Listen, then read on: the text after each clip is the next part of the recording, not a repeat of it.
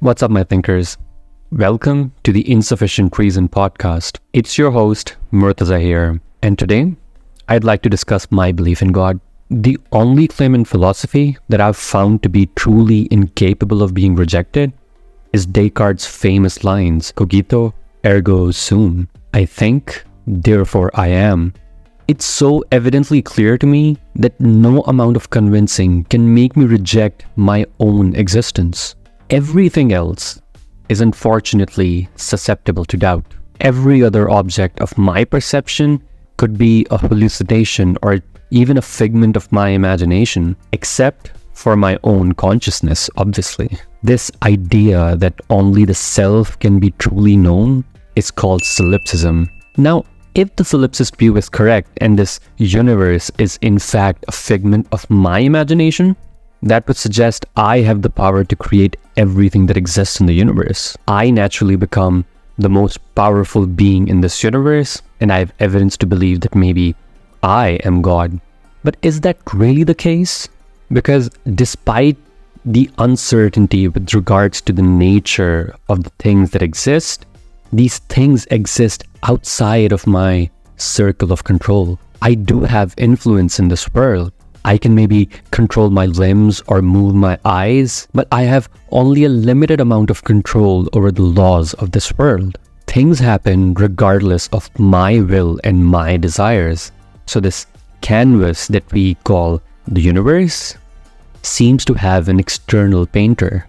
Whether sentient or not is not my concern right now. My inability to control the universe around me suggests that there is a power far greater than me, who at the very least has control over my imagination. Perhaps it's my subconscious self that controls me. But that distinction alone between the subconscious mind and the unconscious mind suggests that the conscious mind cannot proclaim to be God, because power is the ability to fulfill one's desires and to avoid undesirable circumstances. My subconscious holds power over me and defines my reality however it sees fit and supersedes my conscious desires. Regardless of who that is, I can, with an ounce of certainty, suggest that there is a power that is external, and that external power to me is the very definition of God. The Muslim Caliph Imam Ali said it the best. عرفت الله سبحانه بفسق العزائم وحل العقود. I came to know God, the glorified, through the breaking of determinations and the change of intentions. Now let's talk about the power that does reside outside of the scope of my mind. I see will, intention, and ability far greater than mine in a multitude of things. I see power in money, in art, in arms and artillery, in speech. All of these things have one thing in common: the ability to fulfill one's desires and to expand one's circle of influence, albeit to an extent. But no two powers are completely equivalent, hence power differentials exist. Despite the alluring nature of all of these powers, there is one slight problem. All these powers are ephemeral and temporary. Money fades, fame is forgotten, and armies are destroyed. Man ultimately dies. But let me clarify, this isn't an imposition. I'm not suggesting everyone should pursue power. I'm merely explaining that it is inner nature to pursue power in one form or another. The routes we take to attain this power may differ, but the destination remains the same. Power is what the will wishes to exert in order to express its own existence. This concept is known as the will to power, as introduced by Friedrich Nietzsche. Life is the will to power, a natural desire to dominate and reshape the world to fit our own preferences and assert our personal strength to the fullest degree. Amid these very attractive propositions, religion makes a bold claim of an eternal and a transcendent power. Religion speaks of a power that can be reasoned with, God. This power surpasses all other powers, even if speaking conceptually. Religion tells me that I can harness a fraction of this power by means of servitude.